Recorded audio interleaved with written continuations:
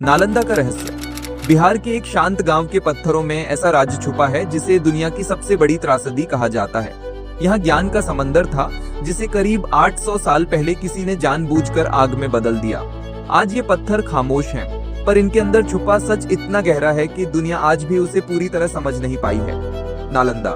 नालंदा सिर्फ एक विश्वविद्यालय नहीं था, वह एक पूरी दुनिया थी।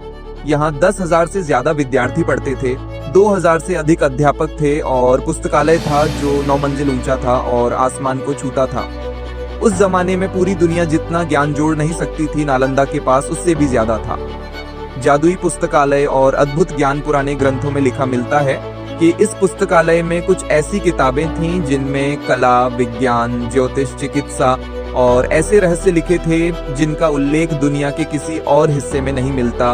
ऊर्जा और ज्ञान के रहस्य चीनी यात्री ह्वेनसांग ने लिखा है कि नालंदा में ऐसी अद्भुत ऊर्जाएं और देवताओं के अपरिचित ज्ञान का उल्लेख मिलता था। वह ज्ञान अपनी पीढ़ी से 100 साल आगे था, जिसे दुनिया भर के लोग समझ नहीं पाते थे। क्यों नहीं पहुंचे ये ग्रंथ? लेकिन सवाल उठता है, मोहतरम, ये ग्रंथ दुनिया तक क्यों नहीं पहुंच पाए? क्या जानबूझकर इस जानकारी को छुपाया गया था, या फिर कोई ऐसी ताकत थी जो नहीं चाहती थी कि मानव समाज इतने बड़े राज तक पहुंच जाए? 1193 फिर आया वह दिन, एक अचानक हमला, आग, धुआं और चीख पुकार। कुछ ही घंटों में पूरे ज्ञान का साम्राज्य मिट्टी में मिल गया। 3 महीने तक जलती रही नालंदा।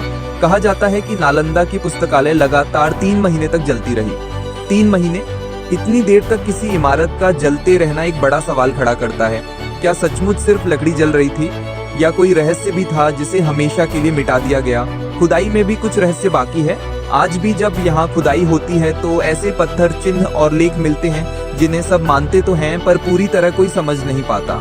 लेकिन उसका रहस्य नहीं, वह राज्य आज भी इन वीरानों की हवाओं में जिंदा है।